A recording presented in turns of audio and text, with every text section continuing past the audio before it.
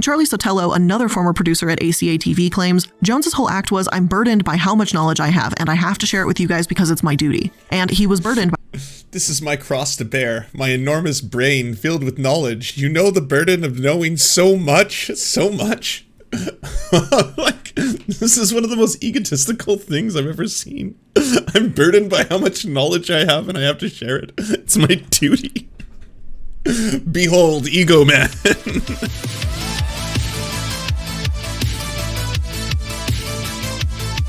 Man, look at, you probably can't see. This is probably the least amount of tabs I've had in a long time. There's just like 4 or 5 tabs. It's very soothing. It could always be like this. I mean, once again, I live in a nightmare of my own design. It's just like how everyone else complains about how terrible mainstream media is. Let's say Alex Jones untold story. "I used to iconoclast, and then I realized I like everyone thinking that I have a terrible messy desktop with no background. No dynamic backgrounds, no nothing. It's just a sad, light blue screen. An endless void, if you will." We know Alex Jones thinks frogs can become gay from contaminated water, but why? I think that's one of the questions I see most asked when it comes to conspiracy theorists like him. How does someone fall this deep down a rabbit hole without realizing it? Is there a reason Alex Jones is this way, and how bad does it get? From suing parents of shooting victims to his questionable origin story, today we'll explore who Alex Jones is and how he became so infamous. So hello everyone, and welcome back to another episode of The Corporate Casket. Now, to be clear, I can't address every single thing that Alex Jones has ever said or did or whatever because we will be here forever. But just like with OAN, we're going to talk about some of the major, massive scandals that define Alex Jones as a person. Also, as a content warning, we will be talking about violence and school shootings and some of the darker aspects to InfoWars stories, so if that upsets you, please feel free to click away. But with that out of the way, let's get into it. Whoa, that's an important question no one's ever asked before. Can you drink half a glass of the gay frog water and become bi? Interesting. Life's great questions. Alex Jones' origin story goes a little something like this. When he was 16 years old, cops would sell him and other classmates bags of drugs. One day at school, when there was a meeting in the auditorium about drug testing, several of these cops were on the stage. Alex Jones stood up and said, "I was at a pool party. He was selling cocaine and ecstasy last week," calling these cops out for corruption. Apparently, these police officers took Alex into another room, rammed his head against a wall, and told him, "Jibu34, thanks for the tier 1 subscription." Got a tier 1 subscription. Appreciate that. Lance, you should make his background something like the cursed Caleb Maupin making the duck lips or something. Ugh, but I don't want to see that every day. they'd kill him if he didn't shut up. A short while later, he and his family moved to Austin, Texas because of it. By the way, total sidebar. I don't know if everyone saw this, but Caleb Maupin was ridiculed by, I guess, someone else on Twitter about, writing the BreadTube book. And I was just like, why would you dedicate so much time to actually write a novel about online YouTube personalities? Like, that's so sad. Like, as much as you make fun of the, quote, synthetic left, and they hate people like the Quartering, none of them would write, like, the Quartering book, no matter how much they hate him. And then his response was, if Lenin were alive today, he would have written a book on BreadTube. I'm not making that up. I tell no lies.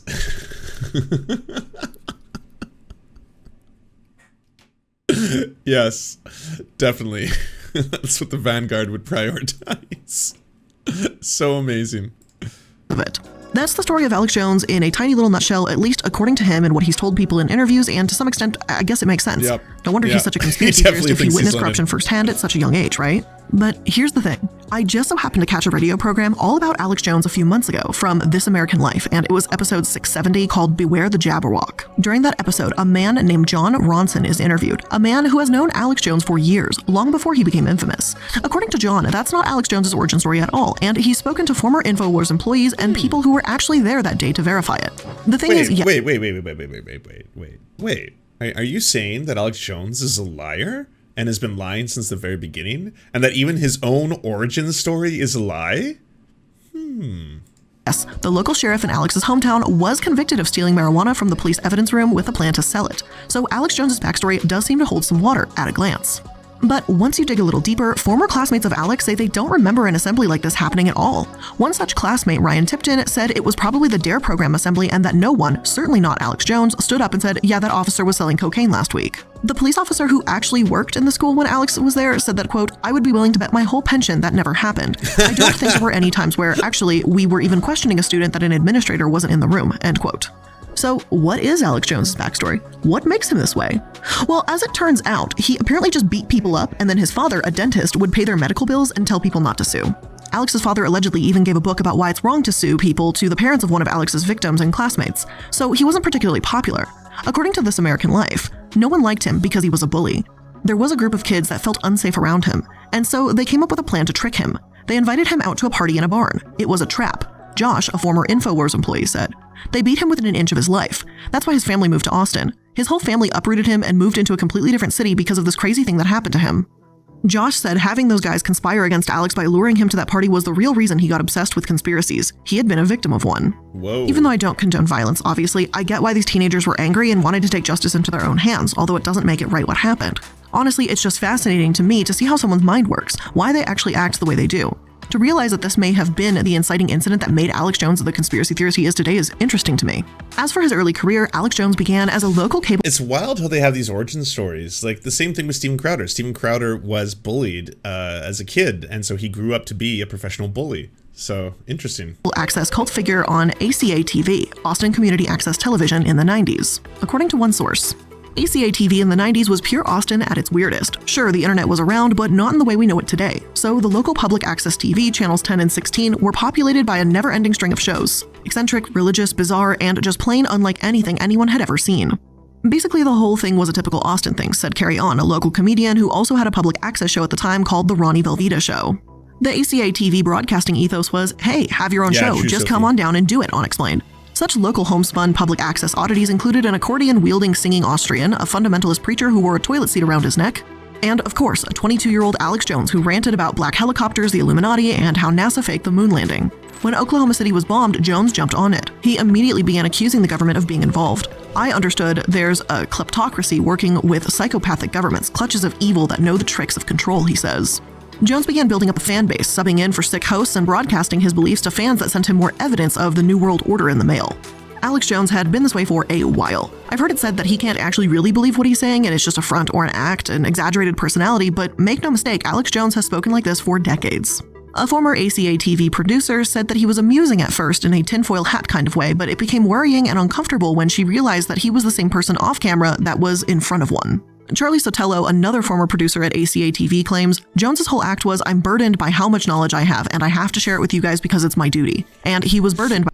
This is my cross to bear, my enormous brain filled with knowledge. You know the burden of knowing so much, so much. Like, this is one of the most egotistical things I've ever seen. I'm burdened by how much knowledge I have and I have to share it. It's my duty. Behold, ego man. By his responsibility to society. That's unreal. I didn't approach him like, oh, he's this expert guy. I just approached him like this kid who was saying whatever he could think of, so it was painfully obvious to me the whole time, said Sotelo. I know. He's just saying whatever is popping into his dumb, slow head right now. What started off as, ha, look at this silly joke, ended up being, oh no, this guy's going to be a monster. Jones still had troubles with violence as well. He held an open house at ACA. Okay, hold on. It'll sound even better if we do it as Alex Jones, right? Where's that quote? Oh no, this video's too long for me to be precise. I'm burdened by how much knowledge I have, and I have to share it with you guys because it's my duty. And he was burdened by his responsibility to society. And hecklers showed up instead. The leader of these hecklers, who Sotelo describes as scrappy and scrawny, was insulting Jones in the lobby. Jones suggested they step outside. This heckler actually hit Jones 8 to 10 times in the face, mocking him and getting the better of Alex during their fight. Sotelo told him to go outside, but once Alex was around his workers and inside the station again, he told everyone that there were 4 or 5 of them with a knife. Sotelo called him out on the lie and Jones spit at him, screamed, whose side are you on, and threw a punch in his direction. Jones's punch missed, but Sotelo in turn punched Alex in the face, having been pushed to his limit. A police report was made about this whole incident, by the way. Better than my Jimmy Dore? Flimshaw. I believe none of that. My Jimmy Dore is the most, like, immaculate impersonation on the internet. I challenge anyone to defy that. If you put them side by side and then have me verbatim say the same thing as Jimmy Dore, no one, not even AI computers, will be able to tell the difference. You hear this? You hear what this AI is doing? Can you tell the difference? And it's something all right. Not only does he claim that there were 4 or 5 men that beat him up, but he said the ringleader had a double-edged military-type killing knife, and he had eyes like a goat with pasty white-green skin. Once again, Alex Jones's daddy came to the rescue and paid Sotelo $100. Perhaps it was for the shirt Alex spit blood onto, or maybe it was a thank you for not pressing charges. Either way, I find it hilariously pathetic. However, now that we've got a good picture of who Alex Jones is and a bit about his early years, let's get into how InfoWars was established and examine just a snippet of the claims that he's made. And before we get into that, I'm going to take a quick moment to place today's sponsors right here, and no, they're not going to be male enlarging pills like what you'll find on InfoWars, so. But that's what I want. I want male enlarging pills. What are you doing? I want paleo monkey skin and other such products. Well, I mean, there's no brain force. What's even the point? After his call-in public access program, Alex Jones moved on to the radio. In 1996, he hosted the final edition on KJFK, or 98.9 FM. He gained a bit of credibility here and there, and he claimed that the Branch Davidians hadn't committed suicide in the events at Waco, but had been attacked by government agents. We've gone over the Waco siege in another episode, and once people learned how poorly authorities handled the situation, it seemed possible Alex Jones was onto something. Eventually, though, Alex claims he was told by his employers to lay off politicians, to stop ranting about rebuilding the church, and stop bashing Marines, you name it. The station itself claimed that they just wanted Jones to broaden his topics, and there was never any intent of censoring him. Regardless of their intent, whether they wanted him to shut up or talk about something else, it didn't work. Alex Jones was fired in 1999. At this point, though, he had a website, Infowars.com, and he had a fan base, and as Rolling Stone puts it, he'd already outgrown the limitations of old-fashioned broadcasting. He installed an ISDN line at home that let him broadcast his program to 10 different stations across the country, supposedly more than KJFK had reaching at the time. He moved into filmmaking and in July 2001 started claiming that the government was planning acts of terrorism. When 9/11 happened, once again, this seemed to lend Alex Jones some credibility. His cult profile rose and other conspiracy-minded people were drawn to him. And here's the thing, and I'm going to insert my opinion here for just a moment, and you can feel free to take it or leave it. But in my opinion, when someone runs around constantly screaming that everything is a government conspiracy, they're going to be right on occasion by sheer chance. I've talked about horrific things the government has taken part of on this channel before. Hell, as I even said a moment ago, I have an entire episode on the Waco siege. When Alex Jones has been right about something happening, whether that's the mishandling of the Waco siege or an act of terrorism taking place, even though he has no proof that the government had any part in 9/11, we've got all this, evidence. It's dumb luck that he's correct. It's that saying that the whole even a broken clock is right twice a day thing. That's what's going on here in my opinion. He's thrown so much crap at the wall that yeah, a very small amount of it will unfortunately stick. And as luck will have it, conspiracy theorists have used these very isolated instances to legitimize him, hence his growing platform. Anyway, once 2001 rolled around, Jones's show was syndicated on about 100 stations. Once he started preaching about 9/11 being an inside job, he lost more than 70 of them. His loyal fans, though, only seemed to dig their heels in deeper. For example, 4 days after 9/11, a Syrian newspaper said that 4,000 Jews were absent from work the day the towers fell. Yet the actual source of that 4,000 number was from the Jerusalem Post, which read, quote, "The foreign ministry in Jerusalem has so far received the names of 4,000 Israelis believed to have been in the areas of the World Trade Center and the Pentagon at the time of the attacks," end quote. The former statement implies that Jews were involved in the towers failing, whereas the latter implies that there were just Israelis in the area. And those are That's a pretty massive distinction, though. two very different statements. Even a decade later, though, it's become conventional wisdom, as the New York Times puts it, for Jewish people to just stay home on 9/11 because of so many anti-Semitic conspiracy theorists. Which I'm sure, as you can guess, they're not asking them out on dates or offering up picnics and stuff like that, so it's not really a pleasant scenario. Now, because I just love you guys so much, and I'm apparently masochistic, I watched one of Alex Jones's movies about 9/11. Because if I'm going to criticize someone like him, it's important to know what he's saying exactly, right? Alex Jones was one of the executive producers on this series of films called Loose... Okay, alright, show your age, everyone. Who watched Loose Change back in the day? Who got Loose Change shared to them in high school? Who had a friend who was like, this is gonna change your life? And then all of a sudden you're like, whoa, this is a lot of wild claims. A lot of wild claims. You know, jet fuel can't melt steel beams. The price of gold went up decidedly after 9/11. Yeah. Okay. All right. Okay. Change, all about the 9/11 terrorist attacks. The 9/11 conspiracy has an extremely complicated history, and there's simply too many theories for me to cover all. Still, I wanted to give you a general overview of what Loose Change was about and a few of the claims he's continually made. About 12... That was actually my first experience debunking something, because I had one of my closest friends who, by the way, this will shock the internet, was a woman I did not have sexual attraction to, and we were just friends. Yes, that's true. That's true. Men and women can be friends. I know. It's the bizarre concept on the internet that no one believes is real. But anyways, she sent it to me and she was like, this is going to change your life. Wait till you watch it. I watched it and I was like, ooh, spoopy. This is kind of wild. And then started doing like internet sleuthing, going through stuff. And then within like, an hour or two, I was like, okay, so here's the links as to why this isn't real. Here's the link to why this isn't real. Here's the link to why this isn't plausible. And then both of us were like, oh, okay, well, we debunked loose change. Guess that's the end of that. Minutes in, they say, quote, September 2000, the Project for the New American Century, a neoconservative think tank. Those members include Dick Cheney, Donald Rumsfeld, Paul Wolfowitz, and Jeb Bush, releases their report entitled Rebuilding America's Defenses. The report calls for a massive overhaul of the United States military and encourages fighting and winning multiple theater wars. They declare that the process of transformation, even if it brings revolutionary change, is likely to be a long one, absent some catastrophic and catalyzing event, like a new Pearl Harbor, end quote. Oh, but that's the problem. And one of the reasons that conspiracy theories can actually be incredibly dangerous is that they can often obfuscate the truth. In the case of like the Bush administration, did they utilize the fury and the fervor after 9/11 to then engage in a bunch of geopolitical moves that resulted in absolute catastrophes? Yes. I mean, that's not a conspiracy theory. That's just what happened. But as long as you have this idea, and it's often the case with conspiracy theorists, is that it comes from a place of fear. It's very frightening, especially to the American psyche, what 9/11 really was. And it made them feel as if they had a loss of control, right? Like at the end of the day, this can just happen. Things like this can occur. And we don't exactly know why. We can be attacked on our own soil and in our own country in a horrifying way. And then all of a sudden it's like, no, we can't, because we orchestrated it. Because it was the government all along, and the Jews, of course. But that's the reason why this happened, and the whole thing was a controlled demolition. Well, this is kind of a hard sell. The other ones were a missile, but you can't tell because of the grainy footage, and something else.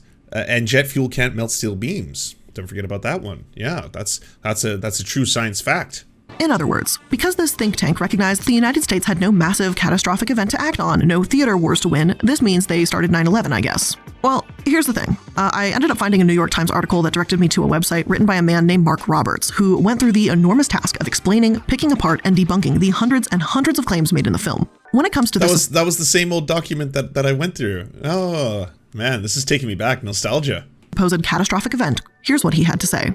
I have yet to come across a 9/11 conspiracy theorist who did not use this quote as evidence that the terrorist attacks were an inside job by the neocons in the US government. However, the PNAC quote is about the typically slow growth of military technology abetted by budget cuts in defense R&D. It is in no way a plan or suggestion for a new Pearl Harbor. Is it plausible that these conspirators would publicly announce a plan to kill thousands of Americans? According to CT Logic, these conspirators are the smartest, most devious, most capable connivers the world has ever seen, but are incredibly stupid. This PNAC quote issue is a lot like the CT's emphasis on Larry Silverstein's pull it quote. Alex Jones's documentary continues, and there are so many errors and claims with so little evidence behind them. I'm reminded of that Mike Lindell movie. There's a little symposium thing that he kind of did. That was pretty bad too. Dylan Avery, the director of Loose Change, has even admitted that he's not sure he should have released this film, and even he definitely doesn't use InfoWars as a source. This documentary also contains stories about Osama bin Laden that are, of course, unconfirmed. One interviewee, a freelance photographer, said that they didn't see any windows on the planes, therefore it couldn't have been a commercial plane. Yet he was over 2 miles away from the plane when he saw it, too far away to have actually seen the windows. Hunter Thompson, an author and conspiracist featured in the documentary, claims to know enough people who do these things, but doesn't name any names, discuss them in his books, or reveal their motives for committing a terrorist attack. Rumsfeld, the Secretary of Defense, also calls the plane a missile at one point. All flying weapons could be called missiles, but Loose Change seems to consider this to be an aha moment, as if it means the US actually shot a missile at the towers. I won't go on too much longer about Loose Change. I think at least that you get the point here. I'm not at all surprised that Alex Jones worked on this film and perpetuated this misinformation to absolutely dangerous levels. Within this echo chamber community, Alex Jones was a leader, a truther, and worryingly, a news source. The 9/11 conspiracy seems to be what really launched InfoWars when it was just starting out, so it seems like a cornerstone of Jones's career. But as we know, it gets worse. Let's get into one of the most notorious conspiracies he's responsible for spreading, and how that turned out for him. His claims about the Sandy Hook shooting.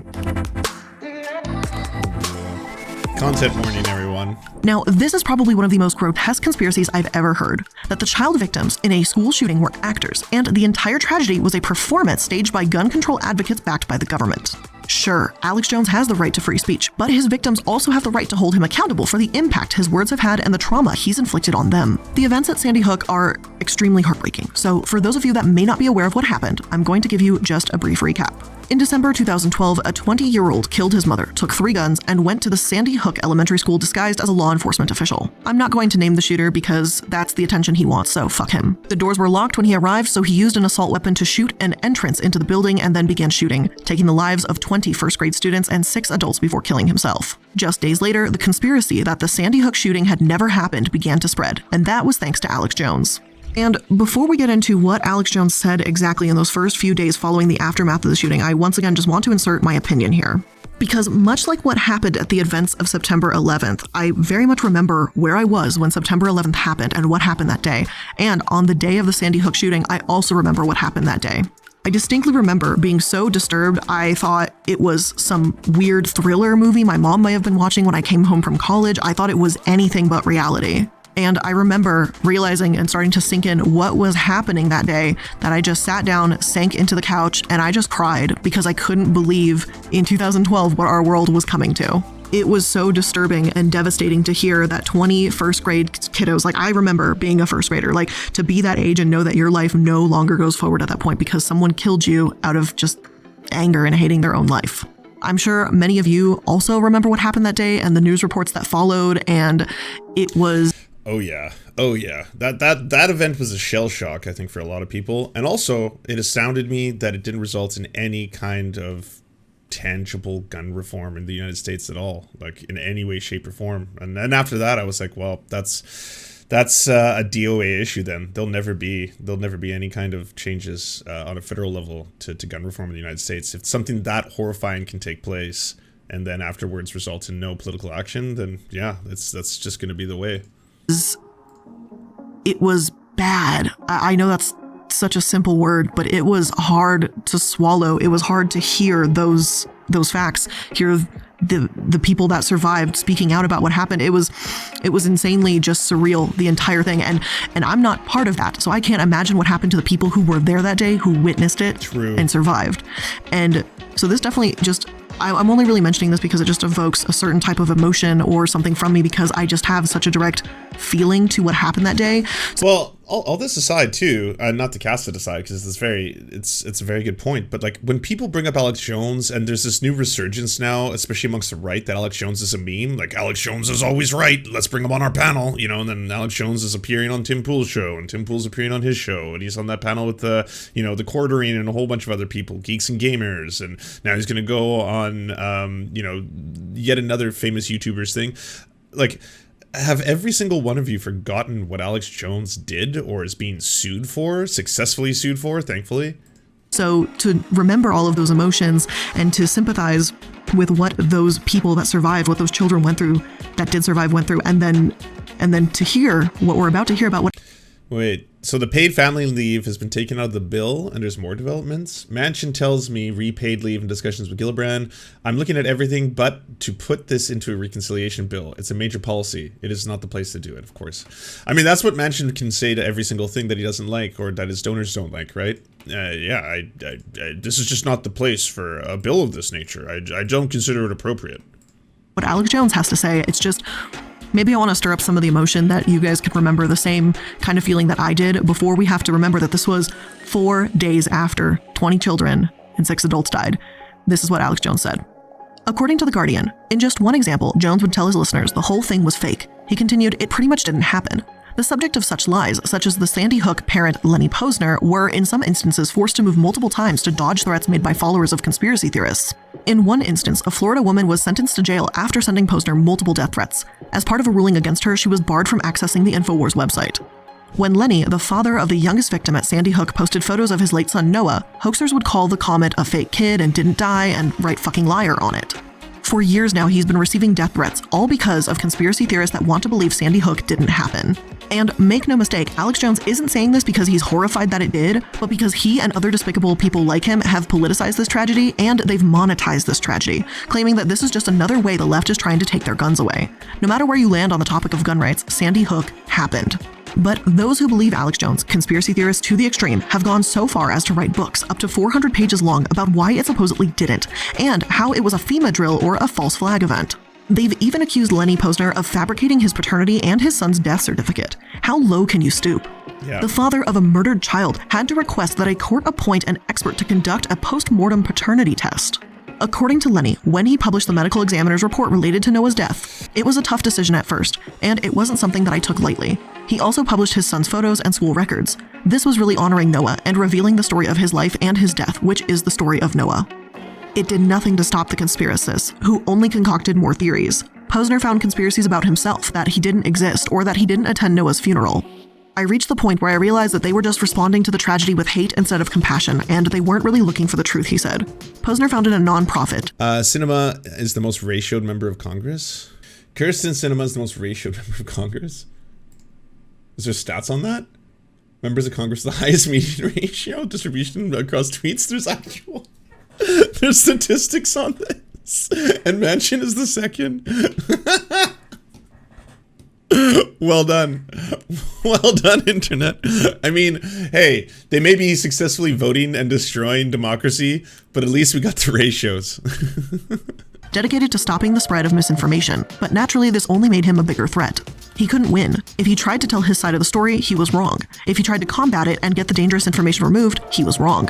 Alex Jones was determined to target this grieving father. It turned into what seemed like Alex Jones had some sort of vendetta against me because I was hurting his business. I was crippling his YouTube channel, he said. Jones kept repeating Posner's name, repeating Noah's name, and called on his audience to investigate Posner. Posner changed his address several times and tried to hide his identity. People still found him. One of these people was that Florida woman who was arrested and imprisoned for 5 months for making death threats. She, as you would expect, was an avid follower of Alex Jones. Posner and Veronique De La Rosa, Noah's mother, sued Jones for defamation and won $100,000 a few years ago. In retaliation, Jones tried to sue them for over $100,000 in legal fees. I think The Atlantic puts it best when they write. To reiterate, Alex Jones is seeking money from the parents of a murdered child because of a series of lies that have cruelly compounded the family's suffering since the initial tragedy, lies that Jones himself has spread. You might think that this lie would die out quickly because it's so obviously, well, a ridiculous conspiracy, but it didn't. Politicians like Trump, back when he was president-elect, only legitimized Alex Jones further by appearing on his show. To this day, there are people like Attack on Titan-looking motherfucker Marjorie Taylor Greene who will literally mock and insult school shooting survivors, calling Okay. That's funny. That's really fucking funny. them child actors, and referring to people like David Hogg, a Parkland shooting survivor, as an idiot who only talks when he is scripted, and claiming he's trained like a dog. I can't imagine what these survivors and their families have to endure. His name is to go through Hassan. a traumatic event like this is horrible enough, but to then have these people, these seemingly less than human people, despicable conspiracy theorists, accuse them of acting, that's horrific. Yeah. That's Thankfully, just like, Jones's conspiracist attitude has been called out. In 2019, Jones said that he came to believe Sandy Hook happened, but the damage had already been done. Recently, in October 2021, he was held legally responsible for his false claims yet again. Thank you! This case will be heading to trial for a jury to determine the amount of money he'll need to pay. Neil Heslin and Scarlett Lewis, whose son Jesse was killed in the Sandy Hook shooting, have filed suit against Jones, joining Leonard and Veronique, as well as several other victims' families. Mike Palasek and James Fetzner, the authors of that 400-page book claiming Sandy Hook was a hoax, were also ordered to pay $500,000 to Leonard Posner, so there's hoping that Alex Jones will be required to pay enough money to make him think twice before opening his mouth again. Frankly, I'm not sure there's any amount of money in the world that would be enough to make him do that, though. Years after the Sandy Hook shooting, another school shooting took place at Stoneman Douglas High School in Parkland, Florida. And of course, InfoWars jumped on that too. Once again, they turned someone's life upside down, but this time, they actually misidentified the gunman. InfoWars claimed to have a photo of the shooter wearing communist garb and showed a man named Marcel Fontaine on their website. Marcel lived in Massachusetts and had never been to Florida. His photograph was up for at least 5 hours, and as a result, he too became the victim of harassment and threats.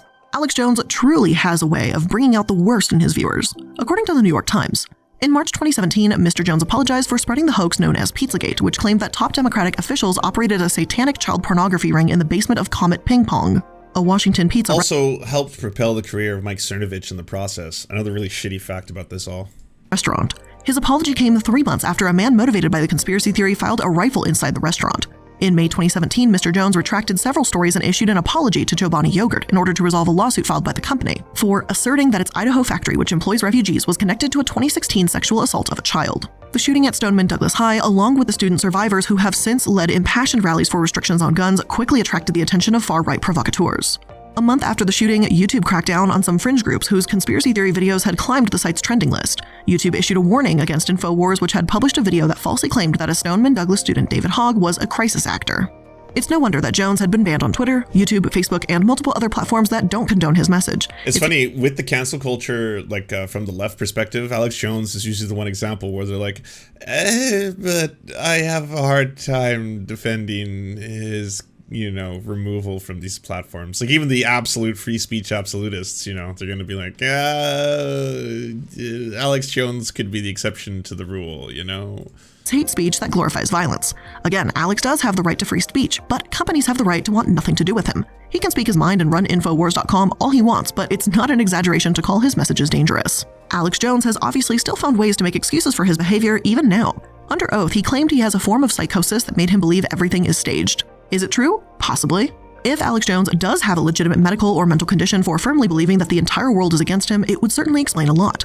Yet, as far as I've been able to tell, he's also unwilling to change. There's nothing about him saying, I'm going to shut down InfoWars because I realize that my psychosis is making me an inaccurate, unreliable reporter. He has not stepped back, attempted to objectively assess the damage he's causing, apologized, or any— Do we know how much money he makes? I was looking recently and couldn't find good numbers. According to Joe Rogan, he makes fucking bank. Like Joe Rogan's got this whole speech where he's like, the guy just goes out there and sells pills and just fucking rakes in the cash from his whole pill empire.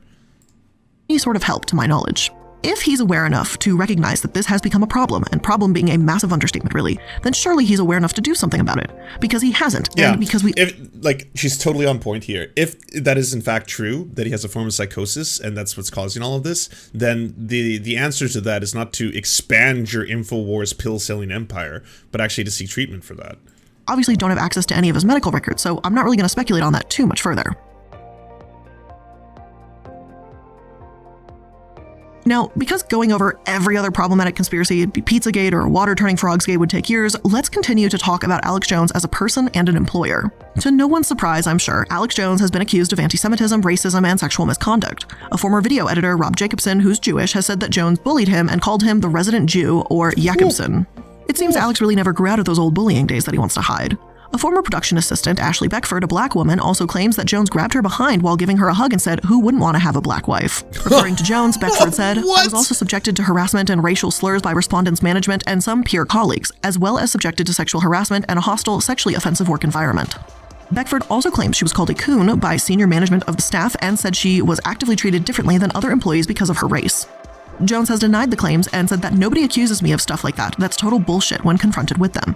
Jacobson, on the other hand, says that Jones would also call him beefcake and sent him gay porn websites alleging that Jones was grooming him. Although there really isn't a ton of information on the work environment at InfoWars, a few people have stepped forward, and those that have don't have anything good to say. Josh Owens, interviewed in This American Life episode we mentioned earlier, was also interviewed by the New York Times about his work experience with Alex Jones. According to Josh, he dropped out of film school to edit for Alex because he genuinely believed in him. But as time went on, he saw what it did to people and he regretted it. Today, but anyway, the point is, Josh not only talks about the ridiculous conspiracies that he and others at InfoWars promoted, but he also speaks about the time he created ads for an iodine supplement that Jones sold on his website. It was marketed as a shield against nuclear fallout. Right around this time, someone posted a video on YouTube holding a Geiger counter, an instrument used for measuring radiation, displaying a high reading in Half Moon Bay, California. The video went viral and people became paranoid that radiation from Fukushima was drifting across the ocean to California. This was a fear Jones could capitalize on, so for weeks, Josh and members of the InfoWars team traveled to San Diego and Portland trying to get their own Geiger counter to display a high number. It never worked, and Jones was furious. But if he was only angry and not stabbing water coolers with knives because they had grown mold, or threatening to ban laughter in the office, or throwing away his employees' pet fish, and yes, all three of these things actually happened, then no one would have stayed long. But Jones told his employees that working for him would leave a black mark on their records, making finding future employment nearly impossible. A small price to pay to be a truther or a part of the New World Order, though. John Doe told us this before in retaliation to OAN. Once you work at a place as infamous as OAN or InfoWars, it's hard to find work anywhere else. Plus, Josh claims that Jones would always sense when someone was going to leave. Once he witnessed Jones give an employee his Rolex off his own wrist because he thought the employee was mad at him. Josh explains. "A few times I came close to quitting, and like clockwork, just before I pulled the plug, I received a bonus or significant raise. I hadn't discussed my discontent with Jones, but he seemed to sense it." He also tells a horrifying story within this article, one that you could easily argue comes down to recklessness at best and intimidation at worst. "It was the summer of 2014, and I rode to the ranch in the back of a co-worker's truck, surrounded by semi-automatic rifles, boxes of ammunition, and tannerite, an explosive rifle target. A few of us left early in the morning, arriving before Jones to film B-roll and load magazines. He had no patience for preparation. When he came hours later after eating a few handfuls of jalapeno chips, he picked up an AR-15 and accidentally fired it in my direction. The bullet hit the ground about 10 feet away from me. One employee who was already uncomfortable around firearms lost it, accusing Jones of being careless and flippant. This was one of the few times I saw someone call Jones out and the only time he didn't get angry in response. He claimed he had intentionally fired the gun as a joke, as if this were any better. I stood silently, considering what might have happened if the gun had been pointed a little to the right. Jones also insisted on playing a drinking game with his employees, telling them to hit him and then he'd hit them back in turn, going back and forth until someone relented. Josh claimed he not only witnessed these games, but he even heard Jones had broken a video editor's ribs after insisting he play the game at a bar. Alex Jones has apparently had moments of humanity. Josh says that Jones once told him in secret that he didn't actually like his job anymore. But now, with people working under him and Jones having such a massive name for himself, he has to keep doing this and keeping up appearances. I have no idea how true this is, but Alex Jones, if you really hate your job, please feel free to quit. I think it could be one of the most beneficial things you have ever done for yourself and your audience. But with all of that being said, that's where I'm going to end today's episode of The Corporate Casket. I know, we barely even touched the tippy top of the massive iceberg made up of Alex Jones's conspiracies, but today I really wanted to get into some of the more recent litigation and the why of it all. So I hope you learned something new from today's episode, and if you did, make sure that you're liking, following. I did. Everyone, please, if you don't already, subscribe. I mean, she doesn't need my help, but I learned something. Parlay. Go check out Illuminati's channel. She does really good work. And frankly, there's a huge lack of, female presenting voices in this space, the political space. So it's really good to see one of the channels being absolutely massive. It's great news. And that was a really good deep dive. Did you know Alex Jones got successfully sued by the Pepe the Frog guy? For what? That wasn't in the documentary, or was it? And I just spaced. But that's awesome. I really love Illuminati. Glad you watched that on stream. Cool. Yeah, Illuminati is quite based. Quite based. It was at the very end. Okay, so that's my bad. I spaced. I really liked that Pepe documentary, though. It was actually really wholesome. It was way more wholesome than I thought it was going to be. I went into that documentary thinking, oh, wow, this is going to be dark and alt-righty and all this kind of stuff. And it just seemed like, a very simple cartoonist who just wanted his creation to bring people happiness, and then it just ran away. It just ran away from him. I would also recommend Tara Mukni. Her channel is the only one where all the videos are written and produced by a cow. I don't know how to read that, but I will check it out. Do you enjoy the Serfs but prefer not to have to use your eyeballs? Many are saying this. Well, we've got the solution for you. It's the Serf Times in podcast form, available on most major podcasting networks now. If you enjoy it, please consider leaving a good review and feedback, because it really helps the show out, apparently, and it's free, just like the podcast. To our gods, Xander Corvus and Peyton L. Just, we will build a ladder to heaven to deliver you the daily news. To our monarch, Tom Spiker, we are your most humble of clownish jesters. To our lords, Trevor R. and Alexander Thaler, you have our undying fealty. To our knights of the round table, Nate, that one guy, Hagbird Celine, Matthew Scarborough, Stellar Vision, Ariana McCarthy, Daniel Sutton, Ants Are Still Running the World, Coulter Smith, Tom Groh, Val 9000, Jenna Tal, Quiet 185, Anna Loves Riley, Riley and Anna, Omni, Poodlehawk, The Tim Caucus, Multimondi, Trevor Janis, Lemmy 101, Anthropophojack, Saren 42, Chronic to Hemphog, Catherine, Radical Maniac, Ramon Acosta, Incosin, Violent Orchard, Sophie Baby, Political Puppy, Andreas Chiringuito, Zach Christensen, Josh Mickelson, Todd Buckingham, and Todd Lajeunesse. We shall meet you in the tavern, and we raise a drink, and we salute you.